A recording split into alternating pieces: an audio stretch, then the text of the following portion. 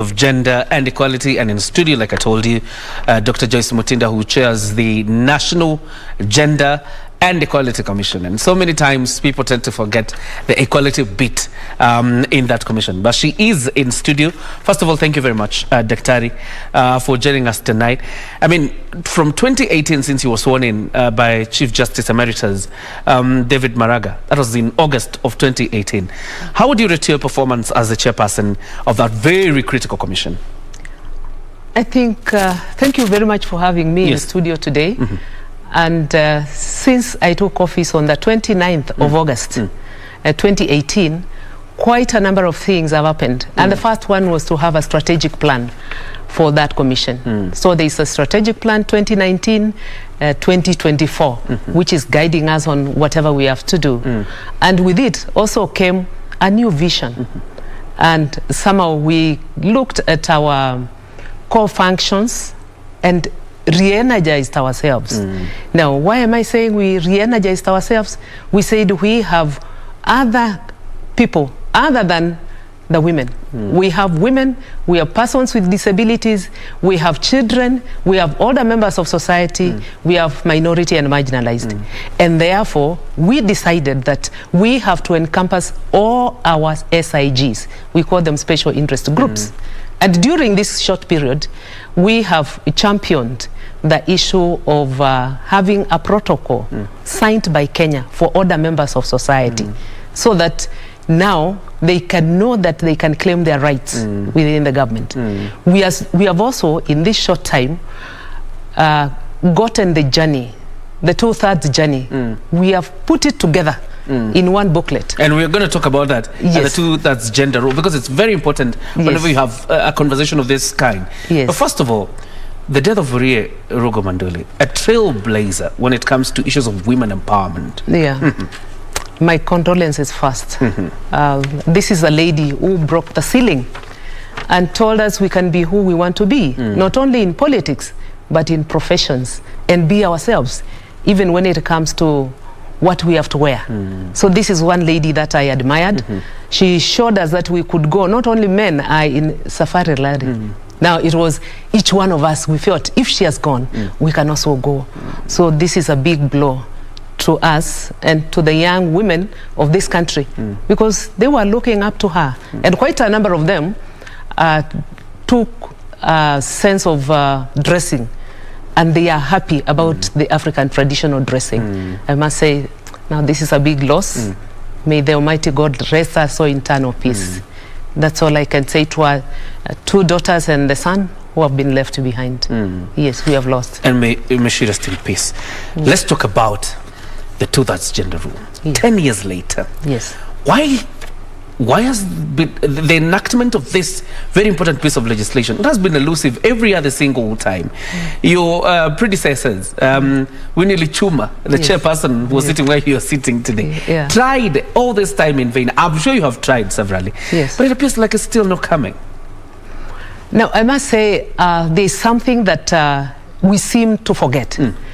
Article 27 has got also sub-article 6 and sub-article 8. And there are other administrative procedures that can be used to deal with two-thirds compliance. Now, one of those is administrative. So where there is appointive positions or elective positions, we can use that article and enforce two-thirds. A case in point is when we gave an advisory on the issue of Chief Justice and also the issue of having Supreme Court judges. We said we must adhere to that, and it was respected. I'm very happy with our government now that we have two-thirds realized in the arms of government. We have 3 arms of government, and in those 3 arms, one is led by a lady, and that is a Chief Justice. The other one is led by a man. Of course, we know him. Speaker Muturi. And then the other one by His Excellency the President. So that is compliant. Now, coming down, are we getting compliant or not? Think of 2013. This is after this commission was put in place. 2013, 47 women come in the National Assembly. Now, that was trying to bridge that gap. Now, when you go down to the MCAs, the gap has been bridged because they go and nominate to make sure that it is 2/3 compliant. But people are just looking at the National Assembly and the Senate. And I must say the Senate will only require one more lady and they will be compliant. As it is today. As it is today, all right. It will be compliant. Now, when it comes to the National Assembly, that is where the problem is. And why are they not legislating? Because theirs is to legislate. God knows. That's why we are in court. Right. I wouldn't discuss that further. Okay. But we are still in court and we have documented the journey, the way it has been. All right. Yes. Quite interesting. Let me take you back because you talk about the judiciary. There was a time you issued actually an advisory and said, going by the ongoings of the judiciary, it appears to be, you know, a step towards the right direction in terms of ensuring even the staff working under the judiciary is gender compliance. Let's talk about the executive because you say Parliament has a problem and clearly we can see that. How about the appointments being made by President Uhuru Kenyatta in the executive arm of government? Is it gender compliant? Let me say this, and let me just take you back to Judiciary. Okay. We audited Judiciary. They presented themselves to the Commission, and we audited, and we gave them a report, a written report, on what it is on the ground. And I'm glad they are moving in the right direction. Now, we have not audited the executive, which you would want to do, but you are asking, are they compliant? By and large, I would say they are trying to be compliant. They are not there yet. National Assembly is the one that is not trying. National Assembly is not trying. I wouldn't say it's trying because their work is to legislate. They should pass the legislation. They have not passed that legislation. All right. They were given 60 days, they were given 90 days. They knew the schedule, but they have not done that. Instead, they have gone to court. When we win a case, they go and appeal. Even now as we talk, there is a case in court because of the same. So I just hope and pray. At times I pray and hope that they are going to be compliant. And there are very many ways in which they can be compliant. And one of them is taking what is in Article 177 of the Constitution, which allows the MCS to be nominated so that they can bridge the gap and they adhere to the 2/3. That is something that can be done in the National Assembly. I'm dwelling on this because it's a very important matter that, you know, forced the Chief Justice Emeritus, David Maraga, to write to the President to ask him to dissolve the institution of Parliament because it was not gender compliant. Yeah. And I'm sure that case is already in court because I understand the Attorney General appealed or, you know, filed an injunction against the letter by Chief Justice Emeritus David Maraga. Did you enjoy yourselves in this case? Was it interesting to you? We are in that case. Okay. I have almost over 10 advocates of the High Court, some of them senior counsels, who are doing this pro bono. And I'm happy with it, and I don't want to discuss matters that are in court. Obviously, we can't get into because of the sub judice rule. But let me understand, at least once and for all, from the Gender Commission. Are you saying then, from your standing, you would wish that the institution of Parliament is dissolved today because it is not compliant?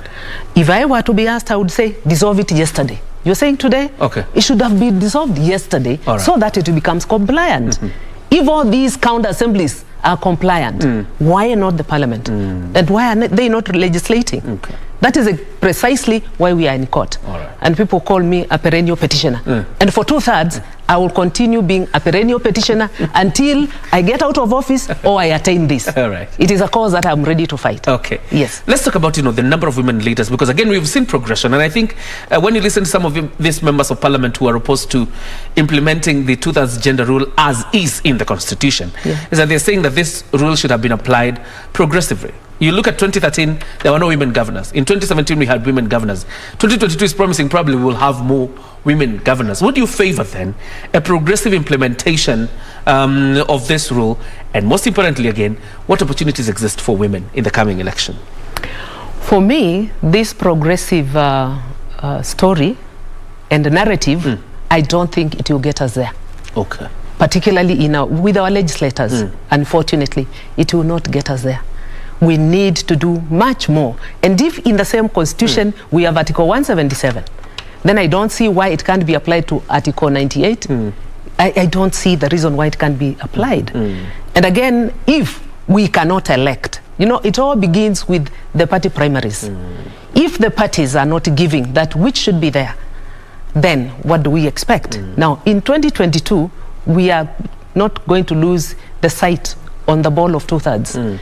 We have told IEBC, when you get the lists, the party lists, if they are not compliant, reject it. Reject it. Okay. And I'm happy that the current chair of IEBC has said he is going to reject. And therefore, the parties have to style up.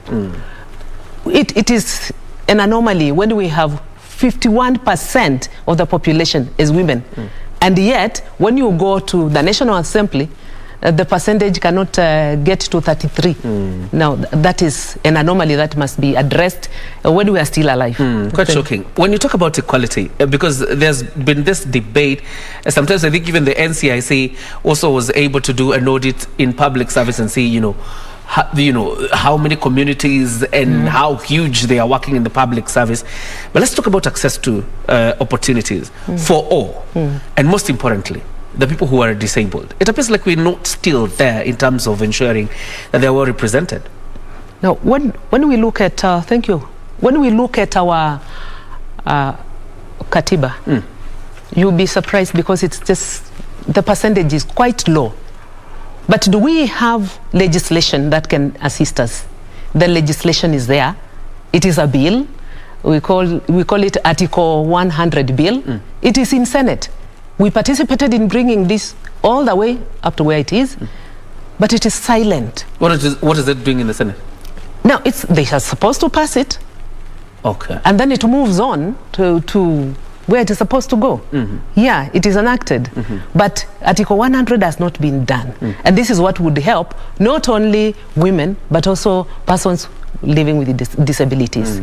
There are other articles that take care of that. But when we don't have the legislation, because one of the problems of NGEC or National Gender and Equality Commission is when we want to enforce, because we can only issue advisories. And when somebody does not adhere to the advisories, we go to court. Now, that is not the best way to deal with things. Traditionally, we had to deal with this via wazee, and that is what I think should be happening. All right. Not running to court. Yes. You were celebrating 10 years the other day of the formation of this commission, and you've talked about your strategic plan 2019 to 2024, quite an ambitious one, and you had like about 5 pillars. Tell us, how you've been able to, or whether you have been able to achieve some, and what are the yardsticks you're trying to engage to ensure that you're at par with some of these things that are captured in your strategic plan. Now, the strategic plan is quite ambitious, I'll agree. But what we were looking at is our mandate as is. All right. Taking it from the Constitution through to our National Gender and Equality Commission Act, number 15 of 2011, and saying we need to do that which is there. And one of the areas that we are pushing very hard is the area of investigation. We are expected to receive complaints and investigate. Now, in the past, for the past, call it 9 years, 7 years, very little of that was done formally. Okay. Because there were no regulations. Now, when I took office, you asked what I did. Now, we got the regulations. As I talk to you, the regulations are in Parliament.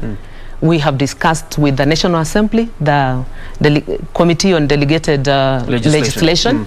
And they are in agreement that now we need to do the final stage. I'm waiting. If they give me that today, I'll go and gazette it. And then we can now start sitting and hearing these cases and complaints. When you talk about investigations, what are you referring to? You're talking about gender-based violence? No.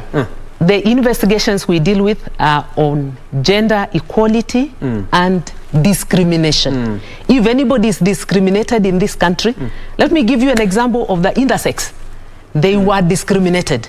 There is no cell for them anywhere in this country. And there were problems. And we went to court, 2014, and we moved on.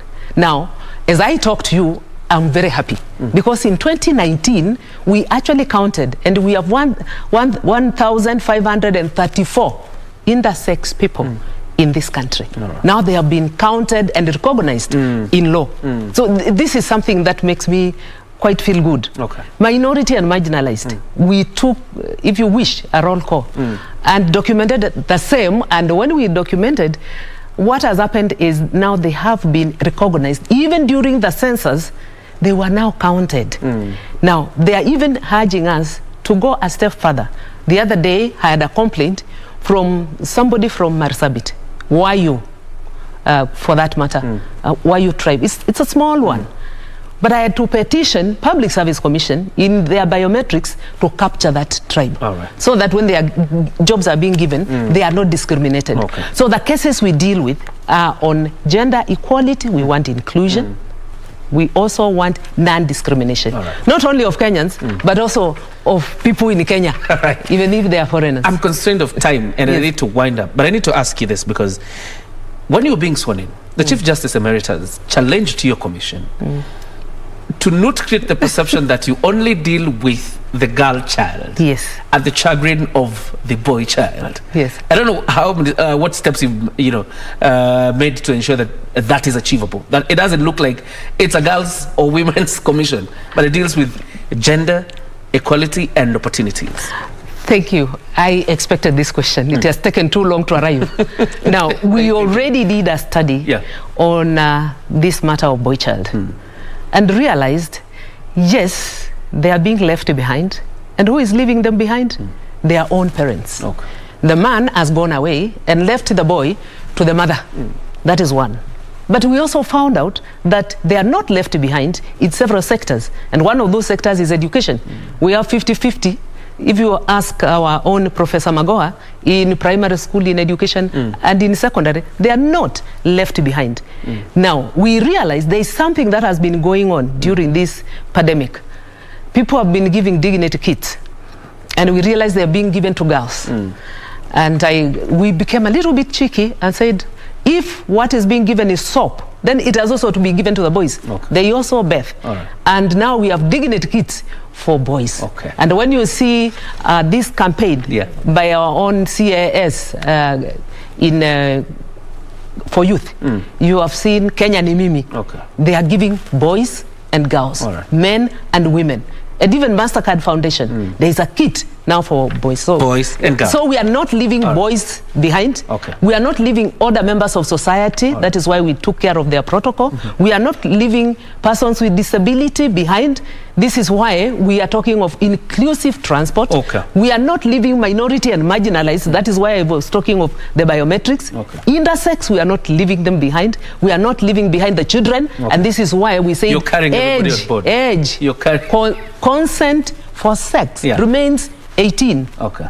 To defend the children. All right. Very good. We have not wound up on this conversation. We hope to have you again on Prime Edition, so we can talk about some of the things we've not spoken about extensively, particularly the consent, for sex and the right age. Like you've said, it's 18 years. But for now, we have to wind up because Karo Jenga is up next with business. Thank you for having me. Karibu sana.